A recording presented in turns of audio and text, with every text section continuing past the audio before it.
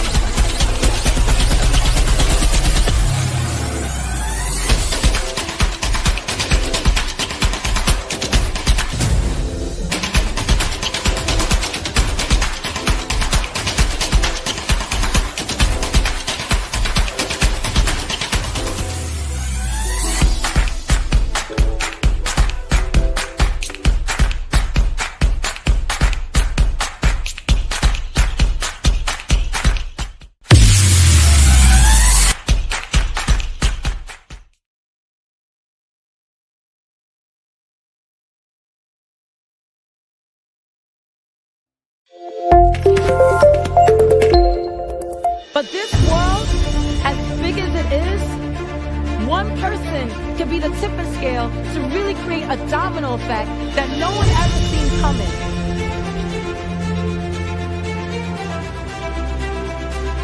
I would like to remind people, there's going to be a lot of people that's going to judge you and tell you you're too naive.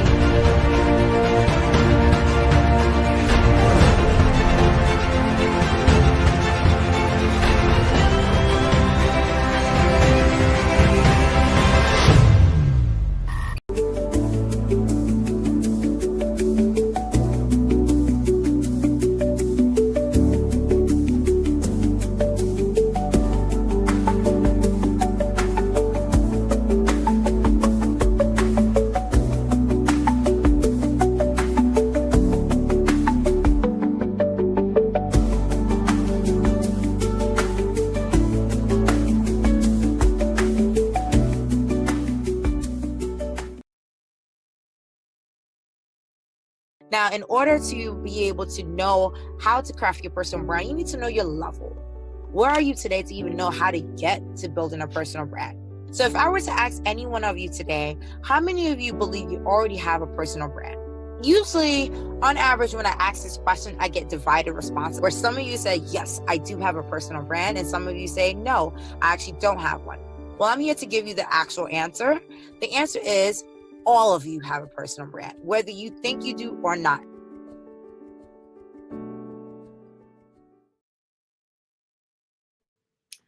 All right. Hello and welcome back, everyone, to the Get Booked to Speak Bootcamp. Now, I'm really excited to be back for day 2. Many of you, if this is your first time on a live with me for this session, welcome. Welcome to the family. Glad to have you on this session. Yesterday, first and foremost, let me take a step back. By introduction, my name is Christine and Tim. I'm the founder and CEO of the Global Startup Ecosystem. I'm a serial entrepreneur who's built multiple revenue-generating companies around the world. I've been branded as a global speaker, and I've been speaking in the circuit for over a decade now, okay? I've spoken at over 300 different conferences, events, summits, and programs, and in this varied, diverse career as a public speaker, I've been able to really grace the craziest of stages, whether it be a TED Talk, the United Nations, corporate stages, government stages, academic stages, you name it, I've been there. And it has been truly a phenomenal career, being a global speaker, being a serial entrepreneur, but I've learned a lot along the way in this past decade. And so it's my, mission to really, first and foremost, inspire the next generation of entrepreneurs to be thought leaders, to be influencers, making an impact. And one of the best ways to scale your influence, scale your impact, and really make a dent in the communities that you want to serve is through public speaking.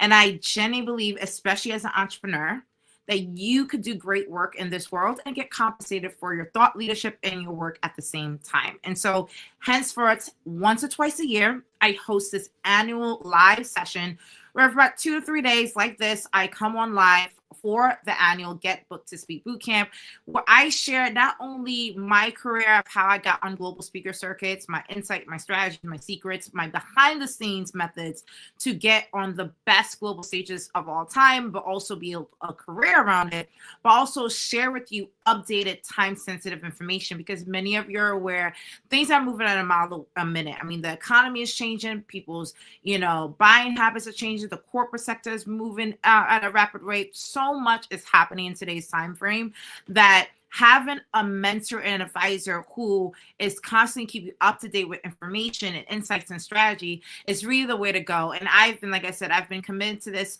for pretty much over 2 years now, doing workshops and webinars and really insightful conversations around this topic. And I'm frustrated, right? Because one, I think we have the same speakers speaking on the same stages all the time. I'm always one of the few that represents my community in the green rooms of a lot of events I speak at. But second, I think we're tired of the same you know what I mean, BS, right? We need more thought leadership. We need more diverse conversations. And I think we need a new level of inspiration right now. And so I'm really excited to be a part of this series to really bring really no fluff information to you. Obviously, there's multiple ways that you can work with me and my team to help mentor you and advise you through this process. I have 2 signature programs. One is centered around a personal branding multi-week program. And the second really, really popular one is the Paid Speaker Accelerator program. I've been able to coach and mentor a lot of influencers who've been able to get on the speaker circuit, understand the industry, and really understand how to position themselves. So welcome to the series. So with that said, that background knowledge that was covered from yesterday, going into today, yesterday for day 1, we covered how to position your personal brand to attract speaking engagement. Because some of you have not positioned yourself well on LinkedIn. If you missed that session, I actually went live on LinkedIn. I'm going to have my team post in the comments the access to that public replay. You'll be able to access that and also be able to share the workbook access, because there is a live workbook for you to take notes and customize this experience, because you might have specific questions that you want to ask, specific situations that you want to clarify. I'm open to anything in dialogues during the Q&A session, but make sure to document it so you can act on it accordingly. So that was day 1. Today, this is a really popular session. If you're live here for the first time today, you are in for a treat, because we're going to talk about institutional buyers, not just corporate buyers, but also how to get on circuits with universities, government institutions, agencies, really, again, institutional clients. Because again, one of the biggest mistakes that novice entrepreneurs or novice, speakers who are trying to get their name out there do is chase events, public facing events. I will tell you right here and now, right, that you need to really understand, and I'm going to repeat this like a broken record. If you are trying to get paid to speak on a consistent basis, you are making a business decision. And if you're making a business decision, that's mean you really need to look at your clientele. Who are your target market for your thought leadership, and target them accordingly, i.e. institutional networks, audiences that you would like to serve. And when you flip that mindset and understand that, you are able to be more effective with who you speak to, who you close, and really create a revenue source from your thought leadership that you have taken years of trial and error and execution and success to build from scratch. So that's what today is all about. So I'm going to dive into that content. Now, if you were here with me yesterday as well, if you need help to really break the mold, to be able to get in your first step, obviously during this 3-day live, there's so much that I could cover about the foundational knowledge, about like how I was able to get into paid speaker circuits. But I do invite you to join me for, this workshop that I'm hosting live. If you guys have worked with me in any capacity, guys, you could comment it on the comments. I am really big at going live. I love talking to people. I love answering questions, helping people with any challenges that they have. So I'm not a replay type of person on demand. I go live. So I'm going live next week, Monday, Tuesday, with this live workshop. Spots are limited because any of the workshops you've ever been with me behind the scenes, we do not do PowerPoints, okay? We are working from a Google Doc. We are leaving with content created. We are leaving with, a checklist. We are leaving with action items completed, okay? And so I am going live for our in-depth public speaker booking workshop after this, 3-day live, and it's specifically to help you craft the proposal to get you to really start thinking about your target buyer to get on the first step. So this is the first barrier that people have, because a lot of people could think of thought leadership think of a signature keynote, but it's very hard for people to really put that into a relevant proposal to really get on the buyer's market with institutional buyers. So we're going to cover the first layer of that today. But if you need in-depth information on how to do that, where I can workshop through with you over the course of 2 days, this is the workshop for you. And again, I always tell people, just entry to working with me on a regular basis usually starts at a couple of grand.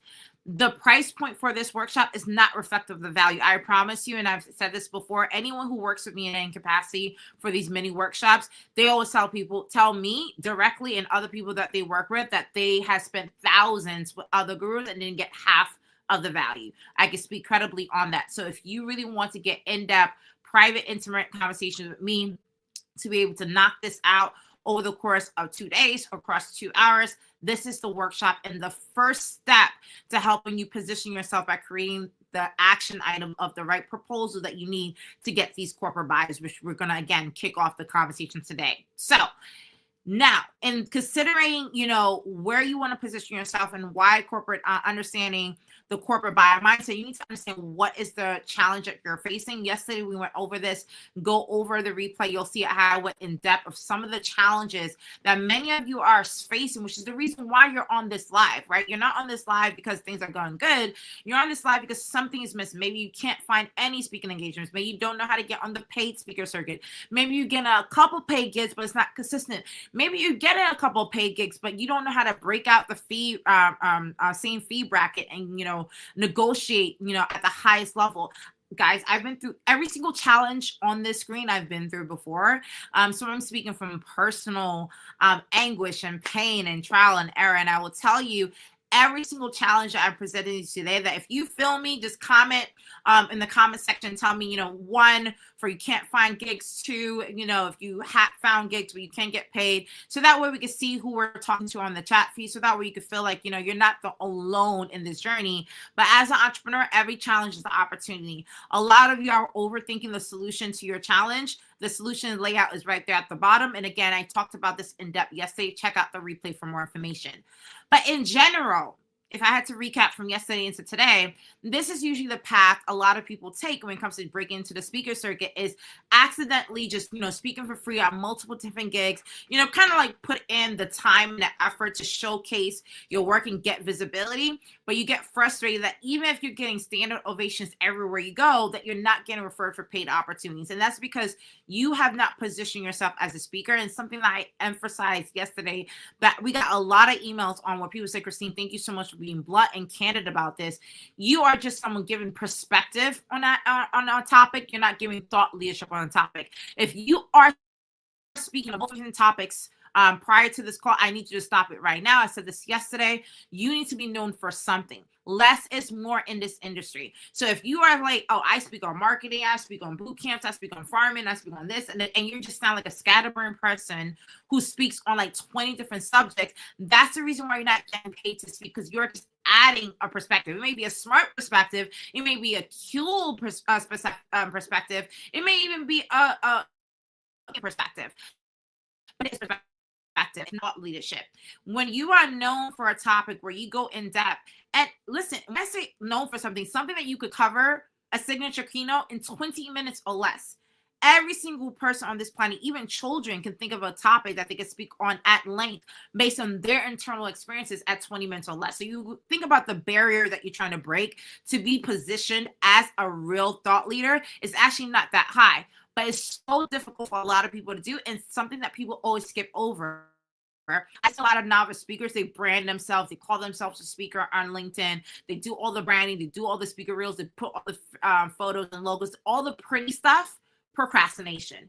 This is where you actually position yourself. So with that said, the signature keynote is the first step. And this is the secret method that I've used throughout my career, because like I said, I spent probably 4+ years volunteering for free, speaking at multiple events. And granted, the reason why I have such a high number of events that I've spoken at, because I've spoken at a lot of different events. Some days I was speaking at 2 or 3+ events in a day. Like I was really, I mean, I was in my 20s, right? I had the energy and the stamina. This is before me being a mother of multiple kids, been a wife. Now I'm like, who no?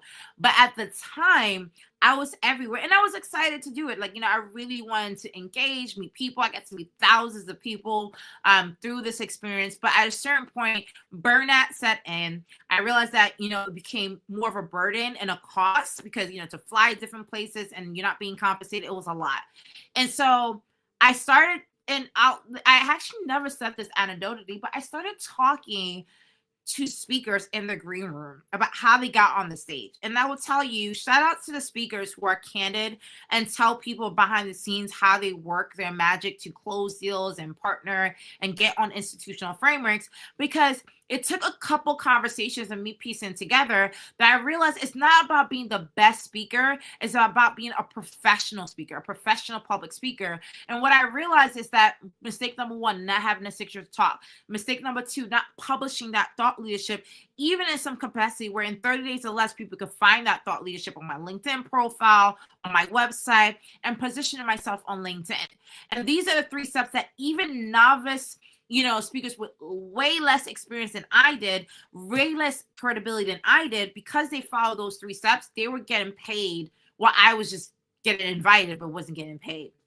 And so with that said, this public speaker booking sprint mentor is something that I share with all of my clients. It's the 5-step plan to quickly get booked exclusively for paid speaking engagements. And it really starts with step number 1, you having a product. Now, in my paid speaker accelerator program, I help you actually craft your signature talk. I help you practice with me, do that, because really, I can't even start the conversation of getting you paid to speak if you don't have a signature talk that, first off, that you're proud of and that actually creates your credibility. Okay, 20 minutes or less, you have to have the signature talk. Step number 2, you have to publish it somewhere. And sometimes that means like maybe publishing the topic, the thought leadership, information about it, on your LinkedIn, on your website. It's not a big deal, right? If you Google my name right now, my thought leadership piece, my signature talk is Entrepreneurship Without Borders. If you Google my name in the topic, you will find that everywhere, including past clients like the UN, MasterCard, World Bank that I've spoken on that thought leadership around. And step number 3 is positioning, actually having the traction featured on your LinkedIn, not just putting that you're a speaker, but having that published product on your LinkedIn so people know, like, okay, this is who you are. And in your value statement, in your title, you're reinforcing that value statement to that audience. That's a baseline. That's what we covered yesterday. Today, we're talking about how do you pitch institutional corporate buyers, and that really starts with you crafting a proposal.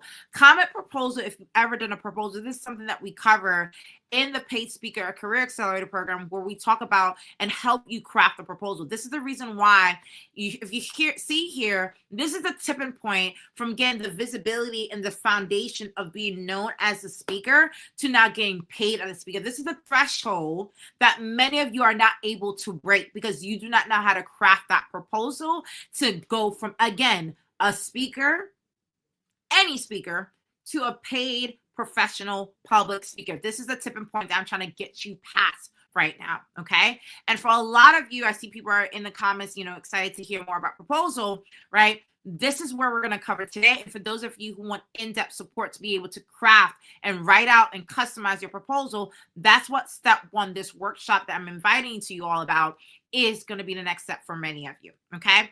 Now let's talk about the proposal. What does that look like? Okay. How many of you, just give me a shout out in the comments, have ever read a proposal? And mind you, again, the barrier to success is not even that high. Some of you are overthinking this. It's not like a report. It's not like a full deck. Some of you spend weeks on a speaker deck, months on a demo reel. I don't even emphasize that like crazy.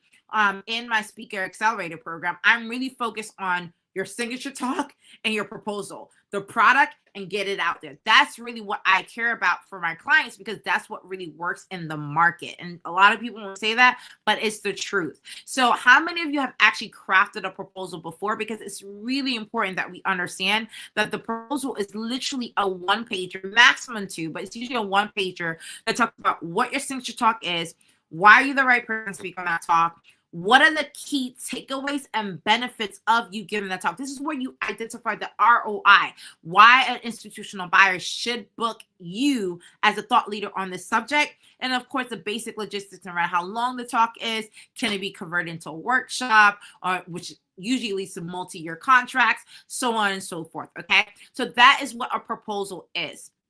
So let's go over that a little bit, because we're going to cover that today. We're going to talk about how to craft a simple one-page proposal. We're going to talk about, how to renegotiate for better speaking engagement opportunities, and how to even price and format your signature keynote into multiple formats that lead to bigger checks, like workshops, multi-day programs, so on and so forth. Okay.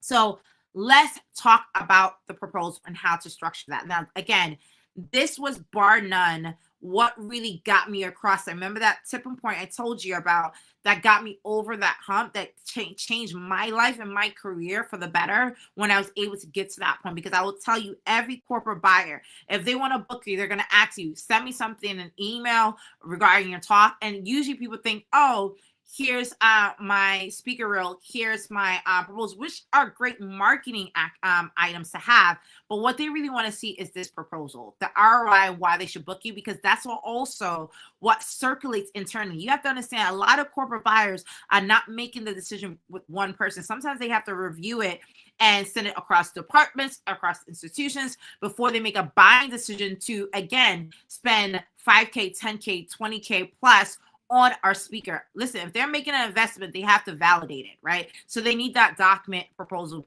circulating around. So let's give you a strategic example so you can see this live, so you can understand where I'm coming from.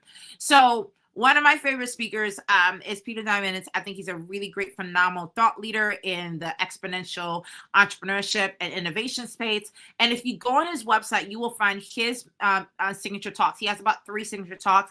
I myself also have 3 signature talks. Again, I've been in the circuit for over a decade. I have one for entrepreneur programs. I have one for corporate buyers, and I have one for impact related work. Again, I've been in the circuit for 10 years, but again, one signature talk is still getting me the majority, probably like if not 70 plus or more of my booking. So I want to go back to less is more. We're only you creating one signature talk. I'm going to repeat that again. One. Do not go 3, 5, 7, 8, 9. Oh, I can't decide. No. One. And this is what we're going to cover in the booking workshop, the public speaker booking workshop, to help you figure out that one so you're going out to market with the right one for yourself. But anyways, this is an example. So if you look at the format of this proposal, very basic proposal, I'm sure he has a more detailed one in Word document that he sends to institutional clients. But a lot of times these proposals are public. Mine are public as well. You could catch that on my LinkedIn. You could catch it on my website. When someone emails our account, my PA team is able to send that out within seconds. We don't go in the background, try to type something up and try to get, AT&T just reached out. They think they want to book me for a speaker. What do I say? No, we have that ready. This, again, more important than my speaker reel. Okay. So look at the format. The first paragraph is really about, first and foremost, you have to have a breakthrough message. Okay. A lot of you are like, oh, I speak on entrepreneurship, so how to launch a startup. Again, you are now just adding perspective. You're not adding thought leadership. A real paid speaker and influencer will say how to become an entrepreneur leveraging AI technology in the digital age like they have a specific breakthrough message that they were trying to do. For me, it's Entrepreneurship Without Borders, how to build from zero to global markets with limited resources, right? So I'm giving a breakthrough message of what's possible with Entrepreneurship Without Borders. Here, longevity breakthroughs, how exponential technology are extending the healthy human lifespan or making 100 years old the new 60. This is a phenomenal thought leadership topic, right? So you have to have a breakthrough message in your title. And again, in the Speaker Accelerator program, we help you craft your title and go over that so that way you can find your breakthrough message. But essentially, you have a breakthrough message title. And in the first paragraph, you are highlighting you. Why are you the right person for the job? Like, why should they book you specifically? And we're not rambling, giving your bio of 10 pages or more. No. We're getting straight to the point. in 3 sentences or less, sometimes even 2 sentences or less, what makes this topic relevant to you. Keep in mind, your bias is comprehensive of a lot of different thought leadership in probably multiple areas, but specific to this topic, why is it you? So obviously, Devin has to talk about his talks on longevity and his tenure building multi-million-dollar companies on this subject matter. That's why he's the right person for this. The second paragraph is what's actually covered in the talk. They actually said verbatim, you don't have to get all pretty with the language. I've seen people like bring me draft proposals where, fundamentally, I'm like, what the hell are you saying in this proposal? Like, no, in this talk, da. So in this talk, if you see this examples, keynote speaker name discusses how exponential advances in biotech, imaging, blah, blah, blah, blah. It took like 1 sentence. Guys, less is more. Okay, so that is like, the second paragraph. And then you flow into the next paragraph, which gives you more in depth about why this talk is relevant right now. A lot of you might have great topics, but you got to pitch why it's time sensitive. So for example, I know with, my government clients who book me for Entrepreneurship Without Borders, we talk about the huge youth unemployment rate that's happening around the world. And like how if you don't inspire your youth population to try to go down the path of entrepreneurship, you're going to have riots on your hands, right? So my ROI for government institutions who are booking me to come in and fly in all over the world to speak to their young population makes complete sense. For academia, when I'm getting booked to speak at Columbia, Harvard, or my alma mater like Dartmouth, it's very clear that they have entrepreneurship program and they want a high success rate. So they want someone like me to show them how to build and scale a company, even with limited resources, especially in this economy right now when things are crazy. Do you see the ROI? So usually that paragraph is really saying like either it's creating FOMO or creating relevancy on the ROI. Okay. Again, 2 sentences or less. And then, or the impact of this talk. And then it ends with, what's going to be the final takeaways. And then again, the final part of the proposal, which is not covered here, is like the length of the talk, what's covered, who's it suitable, like the audience demographics. And again, we go over that structure in the public speaker Brooklyn workshop that's happening next week, Monday, Tuesday. So you have an understanding around what the layout is just by looking at this example. And I want to break it down even more using my example, using like, what I've done in the past. Someone just asked about more about the booking workshop. I'll put the link on the chat if you have questions about the booking workshop. Thank you so much for that question. But going back to the format that I have for myself that I've done in the past, right? I am known as a thought leader in the entrepreneurship space, okay? And one of the biggest thought leadership pieces that I have is really around Entrepreneurship Without Borders, how to build an innovative company that makes a global impact. Sometimes it's how to be resilient. And so the problem that I'm addressing in the first, and sometimes you could flip this where maybe you're addressing the problem by your statement. Maybe you talk about it by people are remixing in different ways, but this is a structure I use because I'm really more so in the impact space with a lot of my keynotes.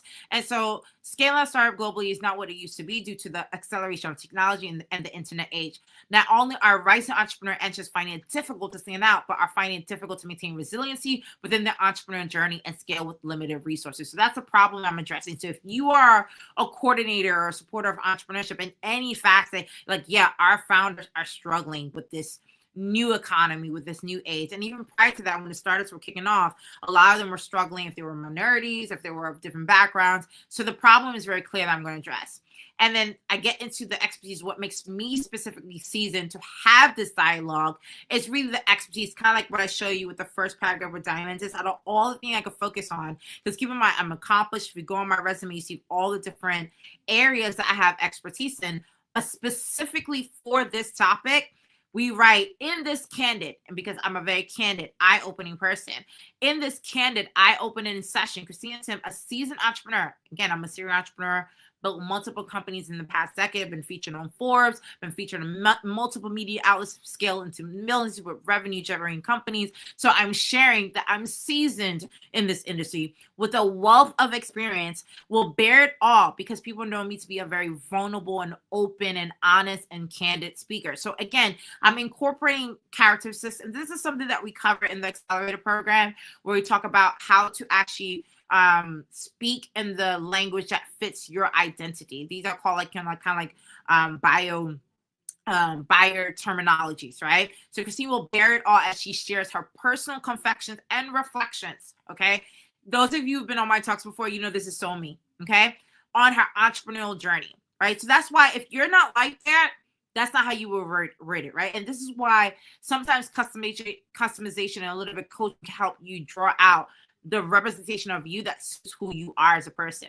Drawing from real life experiences and hard-earned lessons, Christine will reveal the key strategies you wish you had known when starting your business from scratch in spite of limited resources, okay? I give her the solution, which is my global thumbprint framework, then the audience target. This keynote session is a great fit for tech and business conferences, my one lane of clients, targeting entrepreneurs, young entrepreneurs in colleges, the academia rack, universities, early stage entrepreneurs in accelerator incubator programs, dual mark government clients, and early stage small business owners receiving institutional support to launch their companies. So this is why I usually do a lot of work with agency institutional clients as well. With a duration 15 to 20 minutes keynote, and then there's a 90-minute workshop option as well, which is the entrepreneur launchpad strategy. Okay. Now, as simple as this document and as you guys are looking at, I'm telling you right now, so many people overthink this and just really go in loop cycles with this. But this is the structure. This is the strategy that I've done. Right? So it's really important that you understand that by giving clarity to what value that you know your talk will bring, everybody wants. Because listen, like, to be honest with you, I see so many people are claiming to be public speakers. I'm like, what are you talking about? Like, I know you don't care about what you're talking about, right? And it's kind of frustrating seeing people kind of make a mockery of the industry, because really public speaking, first off, is the number one fear that a lot of people have. And it's really it was supposed to be an instrument to really give voice to the voiceless, to really generate an impact, shed light on something. If you think about the original series of what TED Talks was about, it wasn't about, influence and just like showcasing who you are and just sounding good on stage. It was really about giving something that really could reset someone's thinking, right? And so when you have clarity in the value of your talk, this proposal is easy. So really what this proposal is breaking down why the talk is relevant, why you're the right person to speak on it, and why is it relevant right now. And for some of you on the call who find this difficult, I hope that this inspires you to get excited, because you put in the vim into your talk. I'm getting really passionate about this because I'm really passionate, right, about getting people to really articulate the value of what they do, so that way you're having the right conversations with the right people. Okay, so this is the format for that. Okay, now remember I said that tipping point, once you're able to do a proposal once, you could keep doing it again and again and again. And I have done proposals not only for my keynotes, but also for my workshops, which are bigger price tags. So where you could probably get booked for a keynote for $5K or $10K, that same keynote could be converted into a workshop for 20, 30, 50 plus K. Okay, because a workshop is you probably institutionally implementing the framework for the audience, giving more time and energy, doing it over multiple days. Is more comprehensive than a 20-minute keynote, which is meant to inspire and give people a framework of strategy to base from, to walk away from. Okay, so I want to share with you the evolution of taking a keynote proposal into a workshop form. And again, this is something that we go over in the signature program. Now, covered a lot on that. I know we're halfway through, so I want to get into negotiation around fees. This is a huge one. So now, once you have that proposal structure, comment fees if you want to be able to negotiate your fees properly. Now, I'm not trying to say, I know, you know what I see a lot of people on the internet are saying, who speak, quote unquote, on how to get paid to speak, and it really frustrates me. There's like, just charge more. Just charge more. Just charge 20K.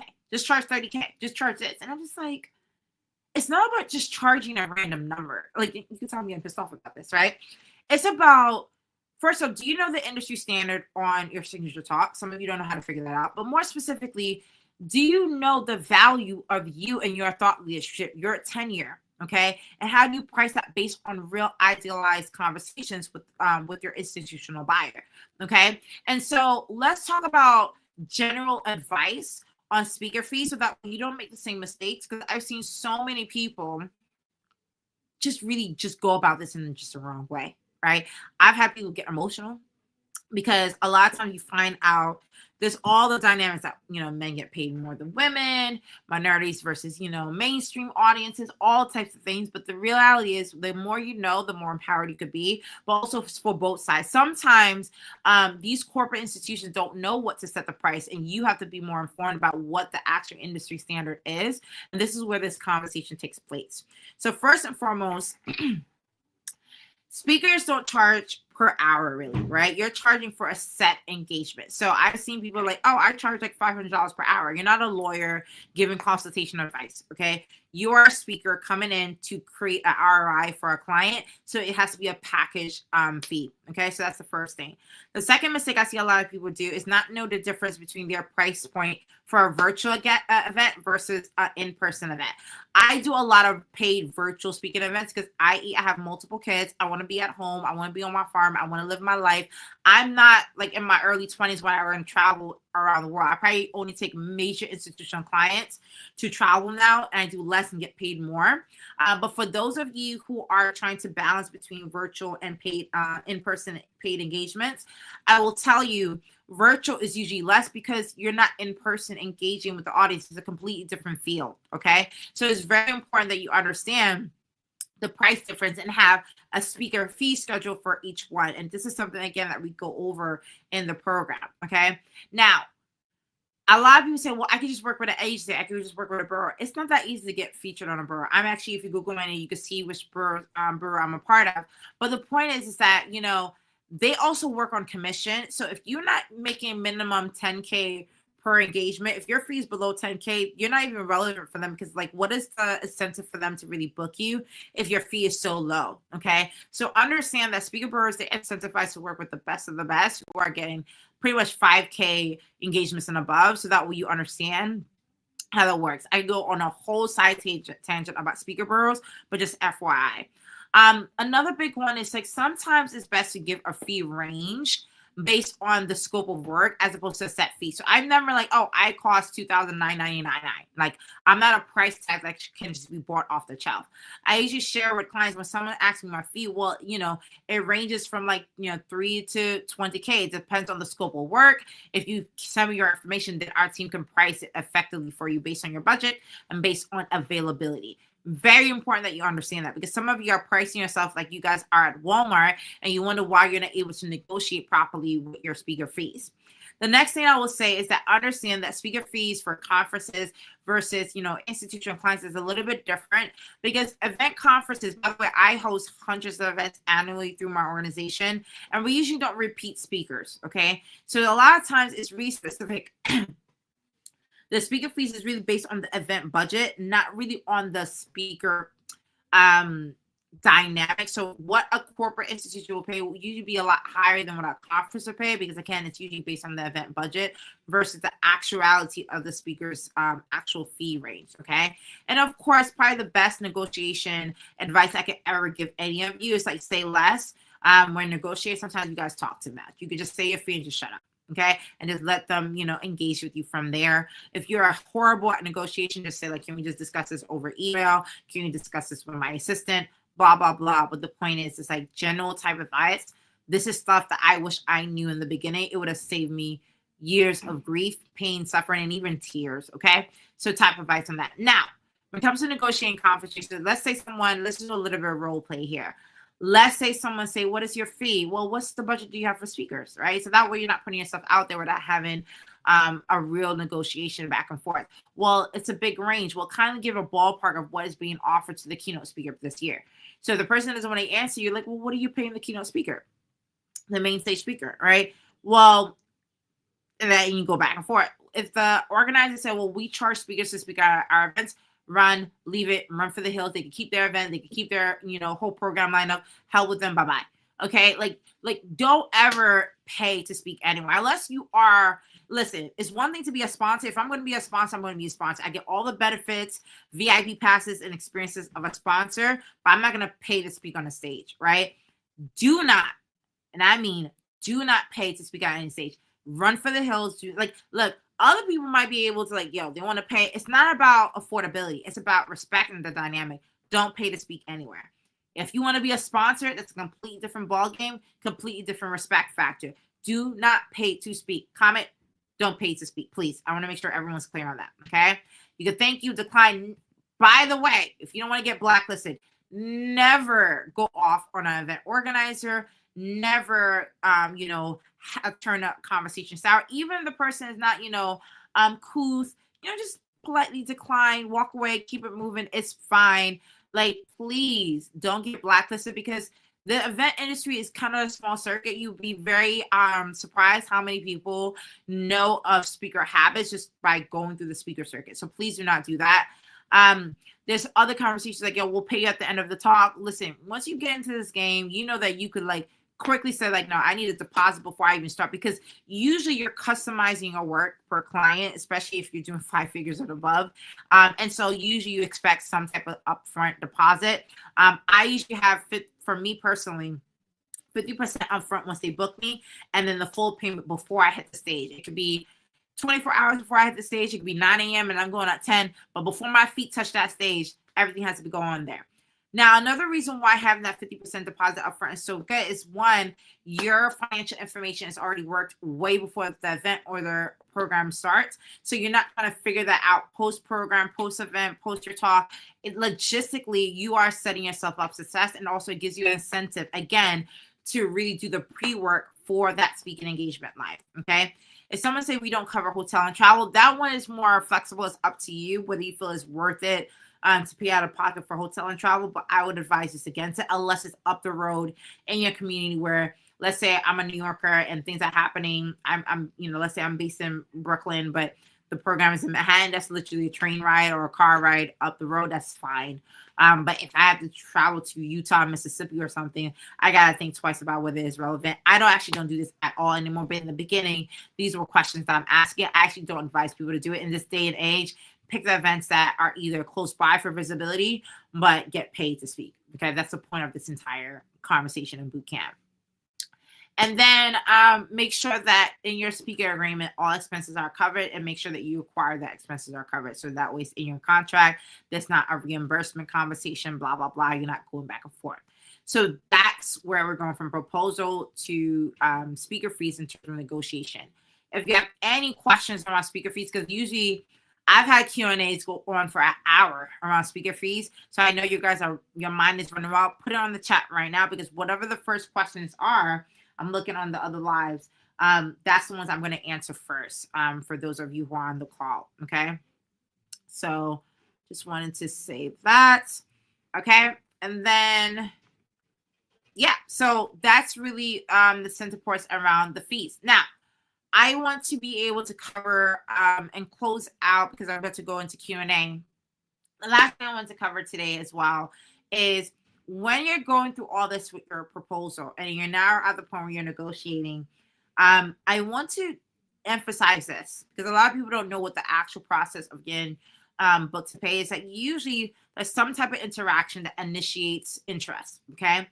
There's always a pre-call before you're booked, okay? So either there's a pre-call before they give you the contract, or there's a pre-call before the event. But what usually happens is that there's some type of interest. Let's say they send you a message through LinkedIn that they're interested, or send you a message to your website, all right? And then once they send that message to your website or through your LinkedIn, then you get on a call to have a conversation. Again, they're making a multi-capital, multi-figure investment into having you come speak at their event. And so you get on a call. It's usually like 30 minutes or less. I've rarely seen them go an hour, but usually 30 minutes or less. And they try to ascertain if you're the right person for their event, their program, their initiative as a corporate institution. And then once that happens and they book you and agree, that's when they ask for invoice, contract. So some of you probably don't have a template for your contracts. It's something that we cover in the program. Some of you don't have a template for invoicing. We can show you how you could send invoices. Excuse me. But essentially, that's when all those materials go out. And then before you go live on an event, there's another pre-call just to make sure that you're ready. Mic check, all those different things that are logistically prepared before. And usually the other organizers or parties who are part of organizing you coming into the institution come together on that call as you get later. So I say all this to say that this is not something that's done just, through email and just through text messages. Like, there are actual calls. My best ones have been 1 call or less, but usually at least 2 calls is made, one prior to the booking and one closer to the event. I just did actually a pre-call yesterday. It was really great. And this is like a couple weeks out. And by the way, usually this a 30 to 90 day buyer cycle from start to close. Okay. This is the reason why this, process where I talk about pipeline, which I'm going to go over tomorrow, is so important, because you got to constantly be in the loop cycle of multiple conversations. So that way you're getting paid on a consistent basis across different events. Because again, that buyer cycle with corporate institutional buyers, it's real. Okay. It's not something that, you just like, oh, today they just book you for like, $500 and that's it. Like, no, like these are multi-figure agreements that requires conversations and closing. So that's why pipeline, again, we're covering that tomorrow, is so important. With that said, the reason why I'm back, I'm closing out today's session on this slide, because this is by far my secret to success. And I'm telling you, this is what all speakers in the global circuit are doing behind the scenes to getting paid to speak at different events. They literally make sure that they have a signature product, which is a signature talk. They make sure that that talk is associated with their brand, where they publish it on their website, like I showed you with Peter Dimensions or myself, right? They make sure they position themselves where they not just call themselves speakers on LinkedIn, on social media, but they have like a position that speaks to credibility about their signature talk, right? And the tipping point, again, is that for them to get closed arrangements with academia, with governments, is that they have this proposal. So let's talk about where this proposal goes, because tomorrow we'll talk about how to create a pipeline and find your target buyer, right? So for those of you like, yo, well, I'm in the medical industry, how do I find my target list? I'm in the entrepreneurship industry, how do I find my target list? For those of you who are crafting that proposal one-pager is meant to, again, show the emphasis and really double down on why your talk is of value. The most important thing that I will say to people is that the sooner you craft a proposal, the sooner you could get yourself out there to start negotiating and talking to people and having those conversations, and even finding those people with the right budget line items that we're going to talk about tomorrow that really helps with your brand. Okay. With that said, the proposal, like I said, is the first barrier that I know people always have when it comes to like, will getting paid to speak work for me? Can I actually break into the mold? And once I've seen this happen so many times, once people are able to craft that proposal, they're off to the races, finding their target clients, being able to double down on their signature talk, update their brand. Like they don't start from just like a glossy, like, let me just build my brand portfolio, which takes weeks for a lot of us to do, but really get straight to the point within hours. Okay, with that proposal. And so I do want to, again, invite you guys to be able to join me for that strategy session. It's a really phenomenal opportunity going live next Monday and Tuesday for you to be able to craft that proposal. Because like I said, it's the first step, okay? The first step to really helping you be able to craft your message. And like I said, that link is in the chat for those of you who need it, for you to get access to that. So now I'm about to dive into Q&A.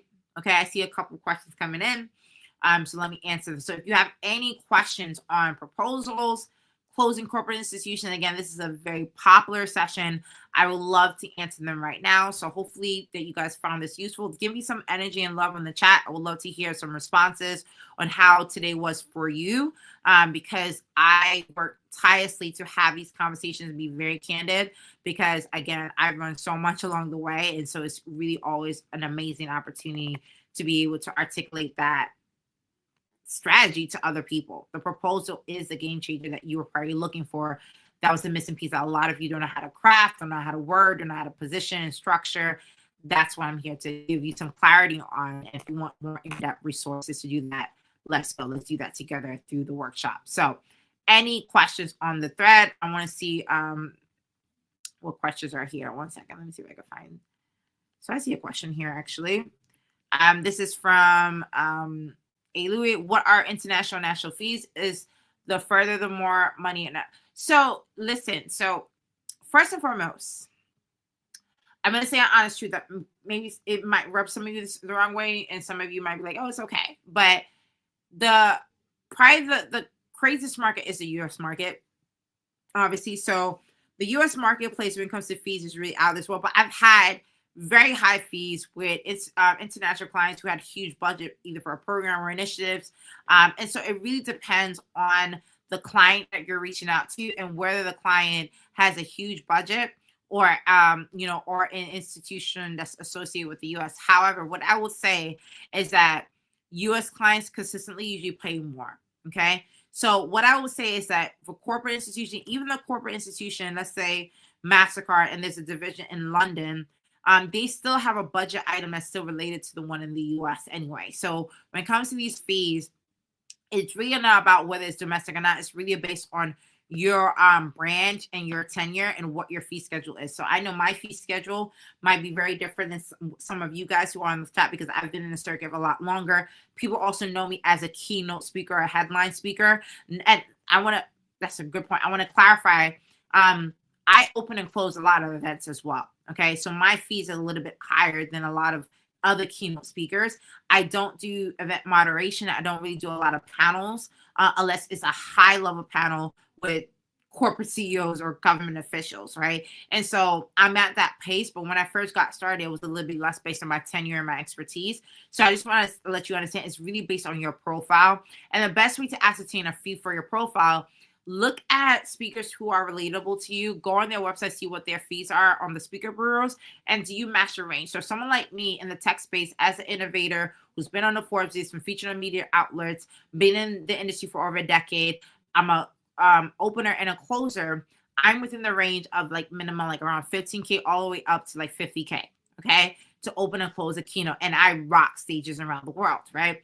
Someone else who's probably like, not as tenured and probably not as, you probably don't have the same accolades, maybe within the range of 5 to 25K. However, I will say that because people are exposed to more, people can ask for higher fees in today's digital space, in today's age of the industry, but it has to be backed by something about your tenure. So really great question on that. Thank you for asking that question. Okay.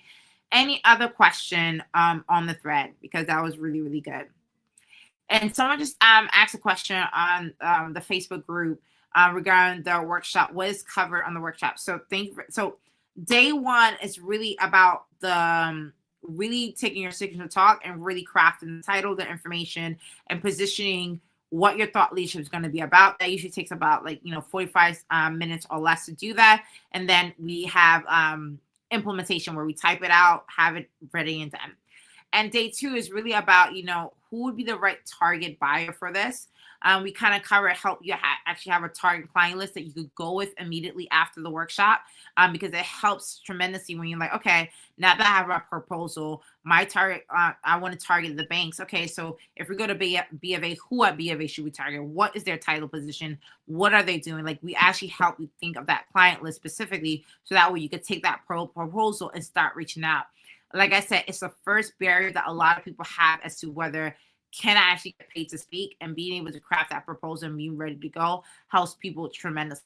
This is the reason why I always invite people first step with me. The investment is so minimal, right? For the value that you're getting to be able to answer that question and really being able to have a tangible working proposal. Like literally like 70-80% I feel like of the speakers are out in the circuit right now don't have a proposal, which is why a lot of people are just speaking at event to event to event to event for free. If you want to stop doing that and really, again, cross that threshold, cross that tipping point and get paid to speak, the proposal is really the game changer that will change that for you. Okay. Someone asked a question, does the amount of sponsorship give insight into the budget? No, like you shouldn't care about what the event sponsorship budget is. That's not your business, to be honest with you. All you care about is, do they have a budget to pay speakers? Okay, yes. What is their budget allocation for keynote speakers? More specifically, can they afford you? Yes or no? If they can't afford you, you move on, right? And the most important thing to do is to make sure that you're not getting gypped, because sometimes, for example, you'll find that headline speakers being paid 20K and then they tell you we don't even have 1K to give you, right? You got to ascertain what type of caliber speakers are they bringing to the event, and that tells you what their budget fee range is. But really, it doesn't really matter about the event budget. Your fee is your fee, no matter what the event budget is. And they can either afford to have you or they can't afford to have you. That's the mindset that you start to have along the way. I see another question here. It's like, do you just stop? Do you not speak for free events for free at all? So by the way, I'm not a narcissist where I do not want to speak at any event for free ever again. Like, no, I actually believe in actually giving back. I just have a quota for how many events per year that I speak on. And once that quota is done, it's done. And usually it meets a certain criteria where my team evaluates. Like, everyone knows when it comes to my home, like, you know, my home market, my background being Caribbean, being Haitian, like, I'm usually really good with impact events where I'll speak for free. If it's something within my my home turf, New York, where it's supporting something that matters to me, like women and girls, I got daughters, right? I'm there, right? So it's just specifically what speaks to my heart. It can even also be more of a selfish decision where maybe like it's a TED talk, you know, in Iceland somewhere where like heads of states from around the world is going to be there and they're not paying speakers. Crazy exposure, I'll do it, right? So it just depends on the opportunity. But again, I have a quota for that because again, my time is extremely valuable. And so I get paid to headline events. And so I actually decline a lot of events. And by the way, I don't give an explanation why, right? It's easy. Thank you for the invite. I can't do it. Maybe next year. Or, you know, clearly you guys don't have the budget to have him, but listen, I'm around. If God gives me another year, God gives me another year. You can see me next year when you have a budget, right? It's not personal. It's just, again, it's business, right? Either you go forward to have me or you don't. And that's the mentality you have to have with this. So that way you make sure that you're negotiating your fee accordingly, but also having the right conversation with decision makers and not just event organizers. This is one thing that I scream to the mountaintops as the game changer for a lot of people who are breaking into the industry. Stop pitching event organizers. A lot of you are not looking at this as a business decision. You should be speaking to HR departments, training departments, learning development departments, you know, maybe the marketing and sales teams at, you know, certain institutions because your topic fits that mode. Maybe employee wellness programs at certain institutions. Like, I could go on and on and on who your target corporate client buyers should be. But the point is, it's like, stop chasing event organizers and start looking at institutional clients and departments that fit the ROI of your signature keynote. This is the reason why the proposal, again, I'm going to repeat. The tipping point, I'm going to go back to this slide because I don't think you guys understand the secret sauce that I'm giving you. This is the game changing strategy that will change your entire career in the speaker circuit. The tipping point is not just how you brand yourself on LinkedIn. It's not that you just like, oh, like I speak at a bunch of events for free. It's not that. It's that proposal. Can you quantify and articulate the value of someone booking you specifically to speak on a specific topic? If you could do that in one page or less, the bookings will come. Okay. So wanted to share that. So with that said, I know we're out of time. I could probably take one or two more questions. But again, if you guys have more questions regarding the booking workshop, this is, again, a great opportunity for you to actually craft that proposal. Is by far, bar none, the first barrier that I want to break for many of you. This is going to be a live session. Replays will be shared. I usually do a follow-up private 20-minute session per client after that, just to follow up to see how things are doing post the booking workshop. Because again, this is like, for me, I feel like as an advisor and a mentor, this really gets you off the rut that you're in to really help you really just get in the speaker circuit the right way and the strategic way. And so this is something that I'm really passionate about. And it's always interesting to see some of the challenges that people are facing. I want to help you navigate that landscape in a more strategic and smarter way. So if you want me as your advisor to support you that, and you want to take action and try to see if you can close some engagements before the year ends, 2025 is not done. We still have a whole full quarter still left. At the very least, if you're not trying to just get booked for the last quarter, at least set yourself up for success for a crazy kickoff of 2026 into the new year by getting the system in place, by learning how to craft that proposal right now with someone who's done it over and over and over, not only for myself, but also for other clients. So this is your opportunity to do that. I, again, want to invite you to that. This is not a sales gimmick. Literally, it's an invitation. If you're ready to go, you're serious about this, move forward. If not, okay. So now you at least have the framework to know why this is important and why some of you have been held back for so long. This was the secret that you need to know. I just told you the secret out loud and personal to your face. So now you know. But with that said, I look forward to welcome many of you. I see some of you guys that come in live confirming. I look forward to seeing many of you for the workshop. Tomorrow we have day 3, which is the final session of the 3-day live, where we'll talk about pipeline, how to really target the right client for the proposal framework that we talked about today. And today I really gave you a lot. I gave you a whole screenshot on the structure. Tomorrow we'll talk about how to find those clients specifically on LinkedIn, and I will be doing live audits. I will say priority will go to the people who book for the workshop tomorrow. We're going to do live audit, LinkedIn audits on your profile tomorrow. So feel free to book that. I'll put the link again on the comments. But thank you so much, everyone, for being a part of the session. I had a phenomenal time for day 2 of the Get Booked to Speak Bootcamp. I look forward to seeing you tomorrow for day 3. And guys, let's get these proposals in and out. Let's get these institutional clients. Let's really make your mark. Right? Share your thought leadership with passion, vim, and energy. People need to hear your voice. And I'm so looking forward to supporting you along the journey. Thank you so much for a phenomenal day 2. Can't wait to see you for day 3. Those of you who are serious, the workshop link is in the comments. And with that, see you soon. My name is Christine and Tim. Thank you so much for joining me today. Bye-bye.